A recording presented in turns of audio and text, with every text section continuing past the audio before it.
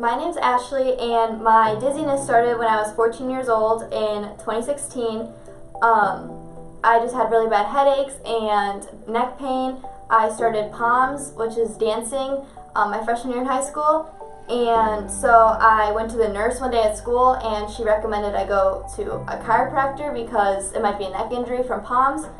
So I went to the chiropractor and started adjustments, and the neck pain went away, but my headaches were still there. And I was released by, in a month. And all of a sudden, about a few weeks later, I woke up one day with vertigo symptoms and felt super dizzy and had a really bad headache. So I went to my primary doctor, and she gave me a medicine for a cold, thinking my dizziness was from clogged ears because I had a cold at the time. And then I saw a cardiologist because I have SVT, and they thought it might be POTS. So I started a heart rate monitor at the same time, and then I saw my doctor again because I was still dizzy and the medicine didn't help. I had nausea and glassy eyes, and I couldn't focus at school. We did blood work, and I only came back with low vitamin D, so nothing too concerning. And then about a month later, I went to the ER at 2 o'clock in the morning because I had really bad ear pain, but they found nothing. There was nothing wrong with my ears. It wasn't an ear infection. So they gave me Tylenol and codeine, and it really didn't do much. I still had ear pain, but I went to an ENT a few weeks later, and they didn't see anything either. Suggested BNG testing to see if I have BPPV, and the results showed that I did. In my right ear, I had strong BPPV, and the left ear was slight. And then I went back to the chiropractor later because neck pain also came back at the same time. But I was still really dizzy through all of this. And the cardiologist said that nothing showed on the heart rate monitor, so it wasn't POTS.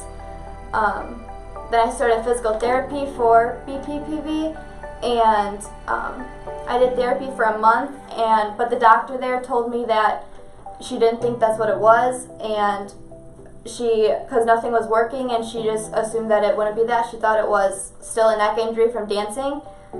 So I went to the University of Chicago Neurology and did an MRI of my brain, but everything came back clean. She thought it might be an untreated migraine, so I started medicine for that, but I had really bad side effects, so I had to stop those medicines. And then I went all summer feeling better, but once school started, I was really dizzy again. So I got an MRI of my neck to see if it was an injury from POMS, but it didn't show anything. But I started physical therapy at ATI thinking that I had neck problems still, that it was an overextended neck. So I did physical therapy for about 2 months, and then that really didn't help at all with the dizziness. So we went to an eye doctor thinking that it could be something with my eyes, so I did eye therapy, but nothing happened then. I had to go to the ER again a few weeks later because I couldn't walk, I had a bad headache, I was so dizzy, but the doctor said there was nothing wrong with any of my systems. And by this point, after all these doctors, I didn't feel like I was going to get anywhere. I was starting to convince myself that I was making it up and that it wasn't real. But we made an appointment at Lurie's Children's Hospital, and it took maybe 2 or 3 months to get in for an appointment. And this was kind of my last hope kind of thing, because I've seen every doctor for every possible thing it could be. So we saw a neurologist there, and I was super hopeful going into the appointment because I thought this was it and that they know what to do. And she said that she didn't read any of my files, didn't know why I was there. I had to go through everything with her, and then she told me that there's nothing she can do, and she kind of accused me of making it up and that it was all in my head, and told me to see a psychiatrist and tried to put me on antidepressants. And at that point I kind of started to give up, just because I was if Lurie's doesn't know what it is, if none of these doctors know, then maybe I am making it up and maybe I should talk to somebody. But a couple days later, I was just on Instagram, and a girl that I go to school with posted her story at the Neurologic Wellness Institute, and all of her symptoms she talked about kind of mimicked mine. So I reached out to her, and she told me that she was coming here and seeing Dr. Mike, and so within a few weeks I was here, and we just did different testing, and he talked to me, and he knew everything about, you made me cry. I can't do it. No.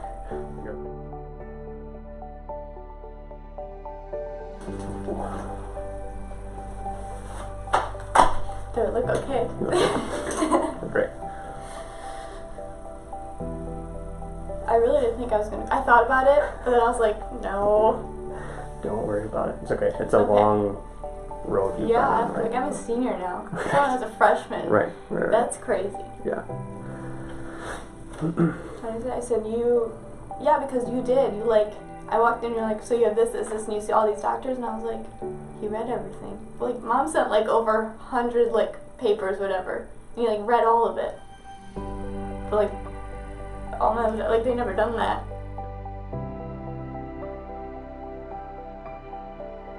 I came into the Neurologic Wellness Institute. Dr. Mike did an exam, and we started to figure out what it was. That it was vestibular neuritis.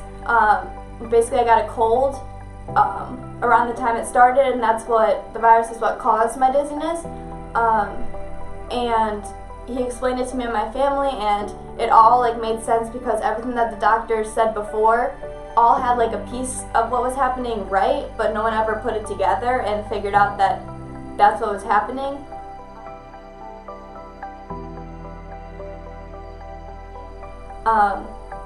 So from there I started therapy. I came every day for 2 weeks after school, and I don't even remember how long it took. It didn't take very long, but one day I was here and we just did like our normal therapy and everything, and then all of a sudden like I wasn't dizzy anymore, and that was the first time in I think 18 months that I didn't feel like I was on a boat, which was pretty exciting.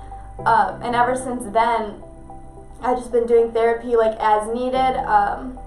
I wasn't able to travel for a long time, but now I've been able to travel more, and school has been easier, and it's just a completely different life now than it was before, because now I feel like I can actually go out and do things, and before I was bedridden a lot of the time. But don't give up, because I was so close to giving up after seeing I think 8 doctors in all different specialties. It's real. It's not in your head. So I think it's like worth a shot to do anything that you can, because coming here was the best thing I ever did. So yeah, that's my story.